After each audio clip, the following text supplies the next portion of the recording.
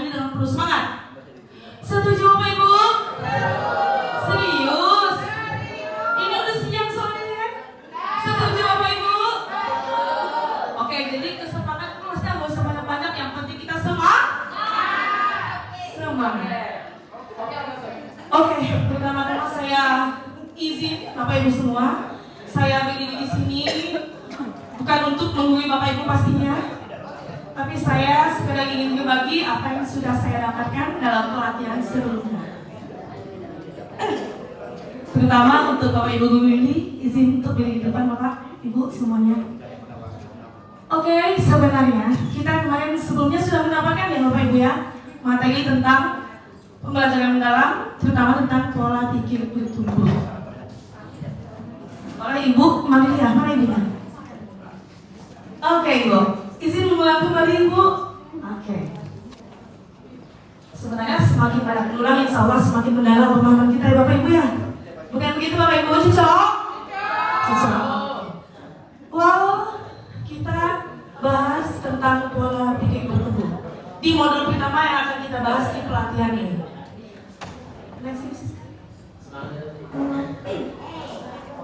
Ini kemarin kalau nggak salah saya sudah dibaca oleh Ibu Heni. Boleh diulang kembali Ibu Guru bahasa Indonesia yang cantik cerita.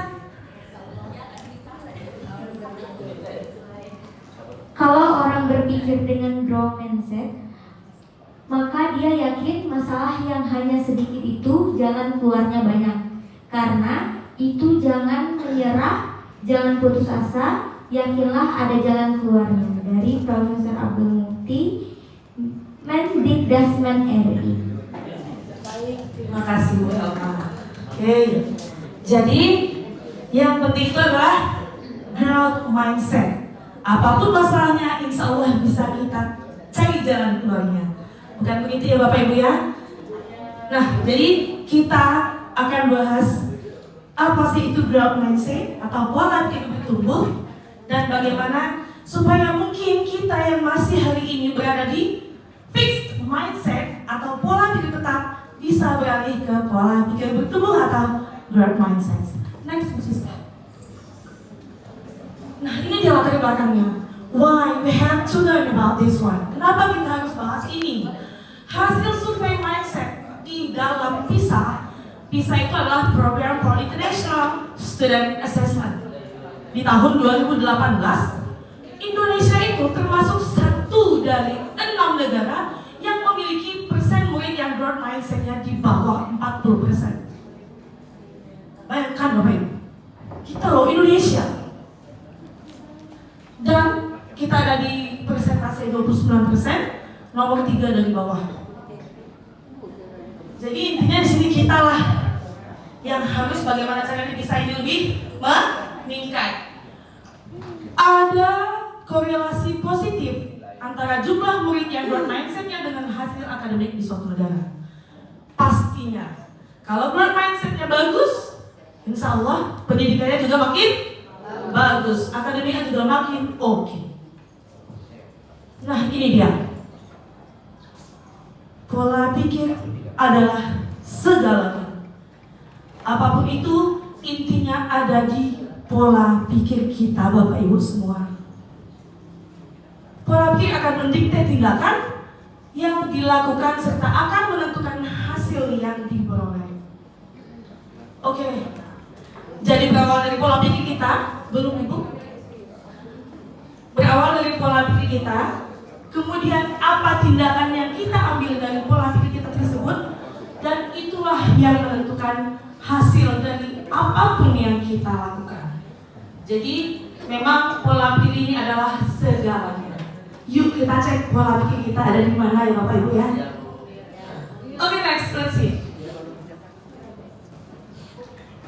Pola pikir lebih penting dari keterampilan. Saya yakin sepenuhnya kita di sini semuanya adalah Bapak Ibu guru hebat yang punya keterampilan yang luar biasa pastinya. Namun di atas keterampilan itu yang paling mendasar itu adalah pola pikir. Jadi walaupun keterampilan kita bagus, oke, tapi kalau pola pikir kita tidak sesuai dengan yang kita harapkan, ya kembali ke hasilnya tadi. Ya. Pola pikir atau mindset adalah fondasi dari keterampilan atau skill set dan alat atau tool set. Jadi keterampilan itu dan alat itu yang menentukan adalah pola pikirnya atau mindset. Pola pikir merupakan cara melihat dan cara berpikir saat menghadapi masalah. Berperan untuk memperluas cara seseorang dalam melihat dan berpikir. Oke. Nah, ini dia Bapak Ibu. Mengapa manusia berbeda-beda? Apa yang membedakan antara setiap manusia atau setiap kita? Apa Bapak Ibu? Mindset. Di sana kita bisa lihat ada negatif, ada positif. Kalau mindset kita semuanya itu negatif, ya apapun jadinya bisa negatif. Tapi mindset kita usahakan positive thinking. Sama dengan setiap pagi kita bangun dengan afirmasi positif ya Bunda ya. Insya Allah semuanya akan positif. Itu dia. Karena pola pikir mindset adalah kumpulan keyakinan yang akan menentukan cara seseorang melihat dan berpikir terhadap kejadian atau peristiwa.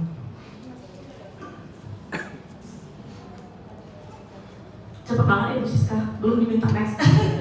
Oke, it's okay. Jadi kembali lagi Bapak Ibu, yuk mindset kita arahkan lebih banyak ke positif. Ya, hindari mindset negatif karena itu nanti hasilnya ke PPD atau pola pikir bertumbuh. Oke, next. Nah, ini dia Bapak Ibu. Jenis pola pikir. Ya, ada growth mindset versus fixed mindset. Di growth mindset itu adalah keyakinan bahwa kecerdasan dan keterampilan bisa dikembangkan lewat belajar dan berusaha. Namun untuk fixed mindset atau yang pola pikir itu tadi, keyakinan bahwa kecerdasan dan keterampilan itu bersifat tetap sifatnya. Mereka pikirnya begitu, ya, dan tidak banyak bisa diubah. Jadi tergantung kita nih, kita mau berubah atau tidak. Mau ada di fixed mindset atau mau di growth mindset. Tadi sudah diulas berulang-ulang oleh Bapak Andi, Pak Kepala Sekolah dan Ibu Pengawas kita. Ya, kita harus siap dengan perubahan. Bagaimana cara kita menghadapi perubahan? Ya dengan pola pikir kita sendiri. Bagaimana kita berada di pola pikir positif atau growth mindset.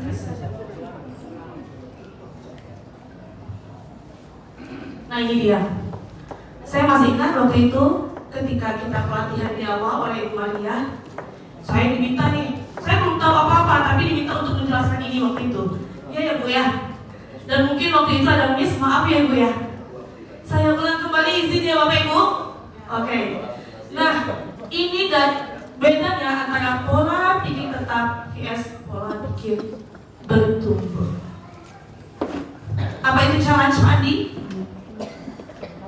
Challenge, tantangan, obstacle, ya rintangan, keyword, usaha, kemudian ada kritik ya, kritik, and success others. Orang yang punya PPB dan PPT pastinya akan berbeda untuk menanggapi hal ini. Kalau yang mempunyai pola pikir tetap, ketika menerima challenge atau tantangan tadi, ini tantangan baru nih buat kamu, langsung menghindar. Oh no, thank you, I don't want it, tak mau menerimanya. Ya, lanjut aja, enggak lah ya buat dia. Tapi kalau kita pola pikirnya bertumbuh, siap, insya Allah kita akan menerimanya dengan usaha semaksimal mungkin kita bisa Bapak Ibu. Next, ketika ada obstacle, ini nih rintangan, pasti banyak banget rintangan yang akan kita hadapi, apapun yang akan kita lakukan. Iya nggak Pak Nadia? Ngantuk Pak? Tidak. Oke. Lagu kelas kopiol. Oke. Oke, jadi kalau kita ketemu rintangan, kalau pola pikir kita itu adalah tetap, ya udah kita menyerah. Udah stuck di sini, nggak bisa lanjut lagi karena sudah rintangannya kita mau terlalu berat nih, nggak mampu lagi. Tapi kalau kita punya PPB atau pola pikir bertumbuh, aku harus bertahan dengan usaha, semoga aku bisa. Next, ketika ada effort atau usaha, ini harus banyak nih melakukan nih, usahanya banyak banget gitu ya. Apa yang harus kita lakukan kalau kita punya PPT? Bazir, udah capek ini jualan kan tidak jalan-jalan, ya kan? Itu dirinya pikirannya. Tapi kalau ada big effort untuk PPD, kita malah milih itu adalah peluang. Oh ini a big chance for me. Challenge, bukan chance ya, peluang untuk saya untuk bisa belajar lagi, itu dia. Kemudian ada di titik. Nah ini dia. Waktu itu mungkin saya salah penyampaian ketika memakai aspek ke depan. Bagaimana kalau ada titik untuk kita? Kalau kita punya pola pikir tetap, titik itu kita anggap serangan. Seperti saya nih, saya berada di depan saat ini. Ya kan Bu? Bukan bermaksud untuk menggurui, tapi saya yang ada di sini saat ini. Pastinya banyak banget kekurangan yang saya miliki. Pastinya ada kritik nanti ya, walaupun mungkin tidak secara langsung. Nah kalau saya ada di PPT, saya akan menganggap kritik itu adalah serangan. Tapi insya Allah saya akan berusaha apapun kritik nantinya yang akan diberikan, saya akan sangat berterima kasih karena itu adalah informasi yang mungkin nantinya bisa untuk perbaikan diri. Bukan begitu Bapak Ibu? Oke, next, success others. Maksudnya ini ketika kita melihat orang lain sukses, tapi kita nggak ada yang begini ya Bapak Ibu ya. Masa orang sukses kita anggap ancaman ya Bapak Nizam? Tapi ketika orang lain sukses kita anggap itu adalah inspirasi. Bagaimana kita mungkin juga bisa seperti itu. Kita ambil yang baik-baiknya untuk kita juga bisa untuk seperti beliau. Nah itu kalau kita ada di growth mindset. Sampai di sini oke Bapak Ibu? Semangat semangat. Oke. Semangat semangat. Oke. Ada mata satu ya oke-nya. Oke. Kesempatan kelas kita harus semangat bagaimanapun mungkin ngantuknya. Nanti ada ice breaking dari Bu Dian sebelum masuk ke materi berikutnya. Tenang saja Bapak Ibu. Oke. Nah ini dia. Bagaimana cara kita berubah dari yang namanya pola pikir tetap menjadi pola pikir bertumbuh. Tentunya kita harus menyadari dulu, oh aku ini ada di pola pikir tetap atau bertumbuh nih? Ya, kan begitu ya Bapak Ibu ya. Kita harus mengenal atau kita harus belajar cara mengenali suara PPT atau pola pikir tetap itu seperti apa. Nah itu adalah suara yang menimbulkan kekhawatiran dan dalam menghadapi tantangan dan kesulitan. Kita penuh merasa khawatir, kita penuh merasa cemas. Bisa nggak nih? Nah, itulah suara PPT, pola pikir tetap. Jadi kita harus kenali suaranya seperti itu. Dan kemudian kita harus sadari bahwa kita punya pilihan, Bapak Ibu. Kita nggak harus stuck di PPT. Kita punya pilihan untuk kita bisa melangkah menuju PPB. Seperti itu. Dengan cara apa? Berbicara kembali dengan suara PPD, yaitu suara yang menimbulkan optimisme dalam menghadapi tantangan dan kesulitan. Sulit, dan kadang kita pun sendiri rasanya tidak ingin ya. Banyak mungkin tantangan yang kita hadapi rasanya, oh ini sepertinya kalau aku tidak bisa. Tapi kembali lagi, kita harus berada di PPD atau pola pikir bertumbuh. Kita kenali suara itu dan kita harus optimis. Sehingga nantinya kita bisa melakukan aksi sesuai dengan suara PPD. Setuju Bapak Ibu? Setuju Bapak Ibu semua? Oke, terima kasih responnya Bapak Ibu. Next please. Ini dia. Yuk kita kenali sama-sama. Ya Budika ya. Kita kenali sama-sama suara pola pikir tetapnya seperti apa, suara pola pikir tubuhnya seperti apa. Ini dia. Kalau saya gagal, saya tidak mampu. Itu kalau kita ada di PPT. Kalau kita ada di PPD, kalau saya gagal, berarti harus belajar dan mencoba lagi. Jadi tadi tidak menyerah. Next saya akan memaksa menerima tugas yang belum pernah saya kerjakan sebagai resiko untuk gagal besar. Pasti. Kalau tugas yang belum pernah kita terima, tapi kita terima juga, itu resiko mungkin ada, pasti ada. Ya. Tapi ketika kita ada di suara PBB, ya saya akan menerima pekerjaan apa yang belum pernah saya kerjakan. Sebab ini adalah peluang untuk belajar dan mengembangkan potensi diri. Disitulah kita belajar. Ya. Kemudian, kesalahan menunjukkan kelemahan saya sehingga harus dihindari demi menjaga nama baik. Takut salah kita. Tadi Bu Siti bilang never feel guilty. Bahasa Inggrisnya begitu Bu, jangan pernah takut salah. Ya kan? Because we learn from mistake, karena kita belajar dari kesalahan Bapak Ibu semua. Kita senantiasa berkata kepada murid kita, tak apa-apa nak, maju aja. Yuk kita aja siapa yang berkembang, silahkan coba. Salah gak apa-apa. Kita belajar. Nah ketika kita bisa berkata seperti itu dengan anak atau dengan murid kitanya dulu. Kenapa pentingnya PPB ini?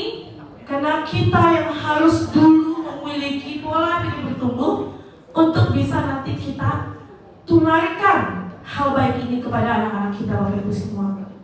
Ya, demi pendidikan Indonesia yang tadi kita di awal lihat presentasinya seperti apa.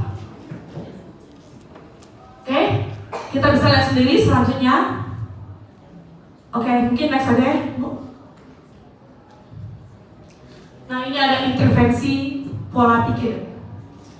Riset yang dilakukan di The Project of Education Research That Counts menunjukkan bahwa intervensi pola pikir telah memberikan hasil yang sangat baik dalam meningkatkan prestasi akademik murid. Intervensi ini menjadi alternatif dari intervensi yang dikembangkan dengan desain purpose intervention. Next. Ini seperti ini Bapak Ibu intervensinya. Prosedurnya, kita saat melihat ada murid yang mau menyerah ketika menemui tantangan atau kesulitan, yuk kita dorong mereka. Kita dorong untuk mencoba lagi. Kemudian pada saat murid mau mencoba lagi, segera beri pujian proses. Nanti kita lihat nih, bagaimana perbedaan antara pujian pribadi dengan pujian proses. Ada bedanya Bapak Ibu, dan itu sangat berpengaruh loh kepada siswa kita. Ya. Kemudian jelaskan kepada murid tersebut tentang PPT dan PBB dan perbedaan utamanya pada saat menghadapi tantangan belajar. Banyak anak-anak kita, murid kita menyerah ketika tidak mampu melanjutkan dalam pembelajarannya. Ya kita kasih tahu Bapak Ibu semua bahwasanya mereka punya chance untuk bisa menghadapi tantangan dalam belajar tersebut. Kemudian menjelaskan kepada murid bahwa berbuat salah merupakan cara otak untuk belajar dan berkembang.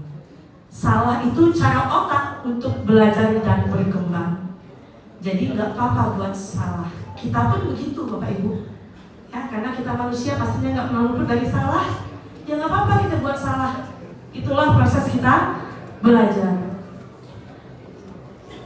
Bagaimana caranya Bapak Ibu? Yuk kita bangun komunitas belajar. Nah, ini kita sudah di Kompel di Pandia. Nah ini komunitas belajar untuk guru, murid, orang tua, dan kolega. Bagaimana caranya? Ya kita bangun hubungan guru dengan muridnya seperti apa, hubungan guru dengan orang tuanya bagaimana, ya.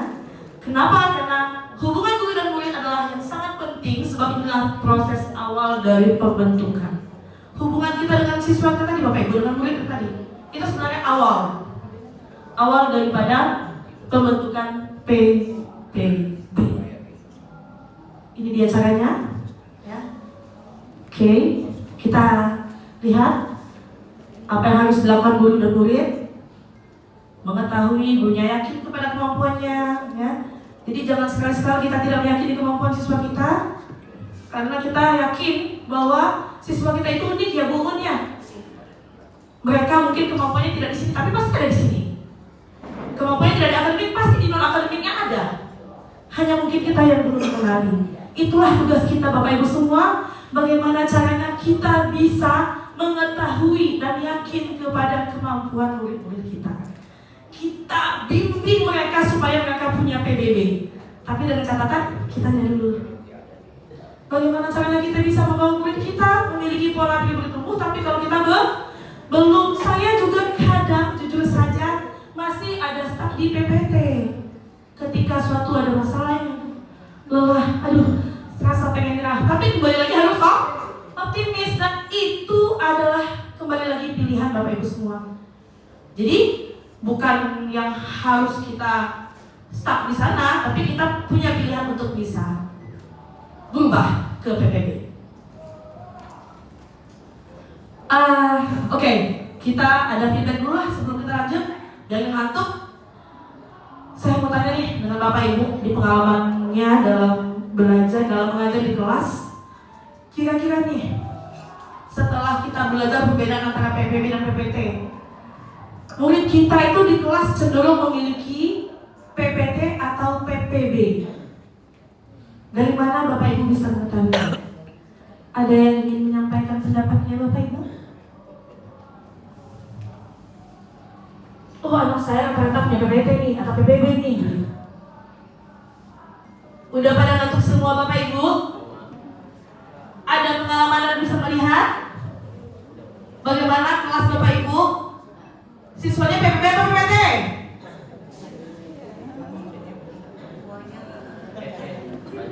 Banyak PPB, alhamdulillah. Saya yakin kalau siswa kita banyak PPB, berarti kitanya juga udah mulai beralih ke PPB. Oke, next. Ini dia tadi yang saya sampaikan antara pujian pribadi vs pujian proses. Ya. Cara guru memberi pujian atau kritiknya seperti apa? Itu sebenarnya adalah faktor yang sangat menentukan tipe pola pikir yang terbentuk pada murid kita. Bedanya bagaimana Bu Siska? Bedanya ini dia, antara pujian pribadi dan pujian proses. Boleh dilihat Bapak Ibu?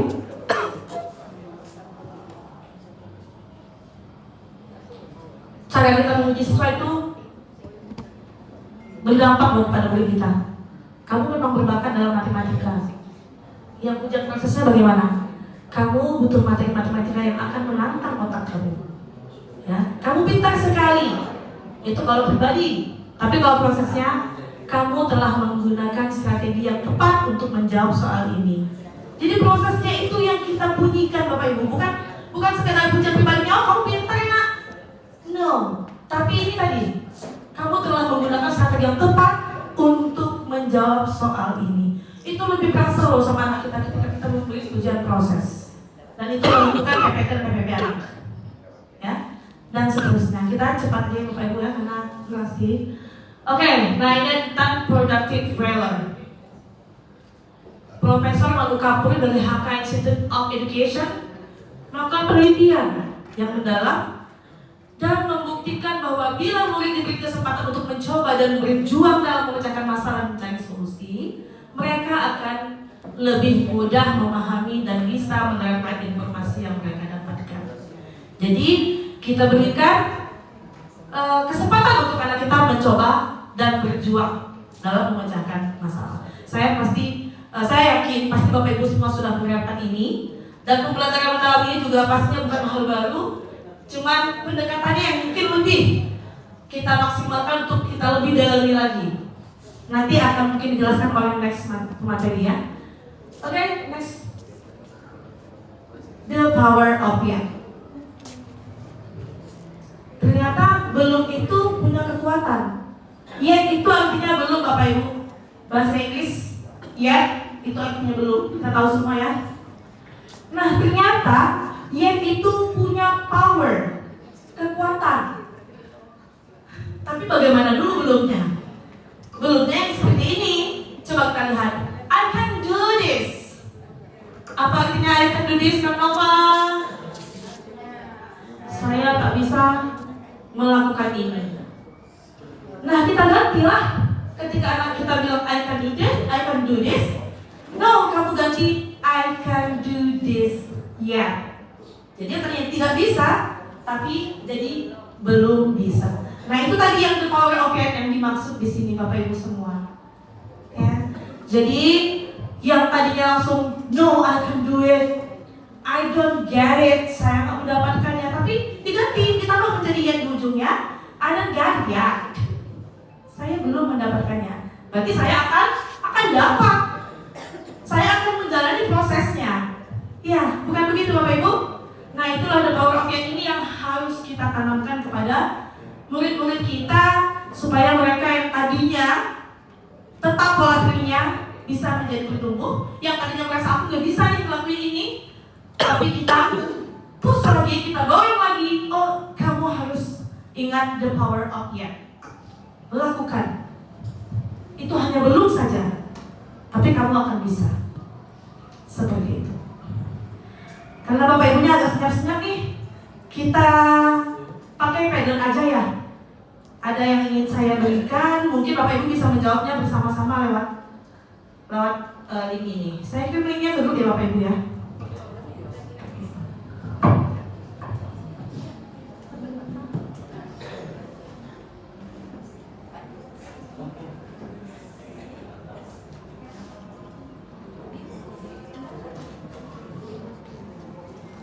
Oke. Baik Bapak. Iya, 5 menit lagi Pandi.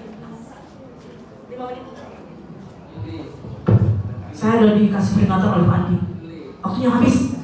Sebentar lagi. Iya Bapak, silakan Bapak.